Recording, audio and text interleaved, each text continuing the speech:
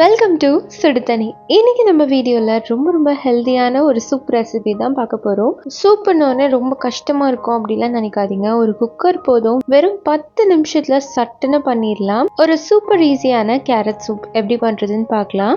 இதோட இன்க்ரீடியன்ஸை நான் டிஸ்கிரிப்ஷன் பாக்ஸில் கொடுக்குறேன். இப்போ வாங்க சேர்ந்து சமைக்கலாம். ஃபர்ஸ்ட் இதுக்கு ஒரு குக்கரில் 2 பெரிய கேரட் சேர்த்துக்கோங்க. இதோட 4-5 பல் பூண்டு, 5-6 சின்ன வெங்காயம். சின்ன வெங்காயம் இல்லைன்னா ஒரு மீடியம் சைஸ் வெங்காயம் ஒன்று சேர்த்துக்கலாம். இதோட ஒரு கப் தண்ணி சேர்த்து ஒரு 3-5 விசில் வேக வச்சு எடுத்துக்கோங்க. இது இருக்கட்டும்.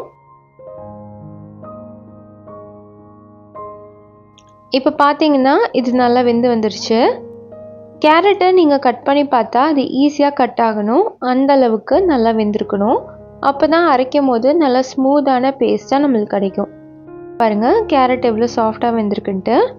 இந்த அளவுக்கு இருக்கணும். இதை நல்லா ஆற வச்சுருங்க. ஆறினதுக்கப்புறமா இதை ஒரு மிக்சியில் மாற்றிக்கலாம். அந்த தண்ணியோட அப்படியே நீங்கள் சேர்த்துக்கோங்க. அப்போ தான் அந்த கன்சிஸ்டன்சி கரெக்டாக வரும். இதை நல்லா அரைச்சி எடுத்துக்கலாம். பாருங்கள் நல்லா ஸ்மூத் பேஸ்ட்டாக இதை அரைஞ்சி வந்துருச்சு. இதோட தேவைப்பட்டுச்சுன்னா நீங்கள் கொஞ்சம் தண்ணி கூட சேர்த்துக்கலாம். இப்போ அடுப்பை ஆன் பண்ணி நல்லா கொதிக்க விடுங்க.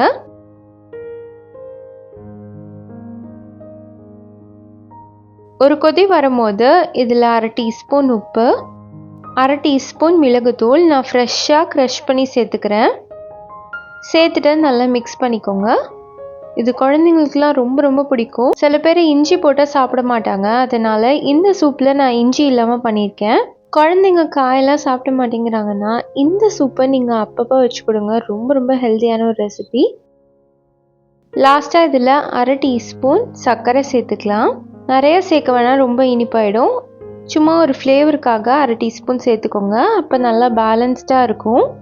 நல்லா ஒரு கொதி வந்ததுக்கப்புறமா இதை நம்ம இறக்கிடலாம்.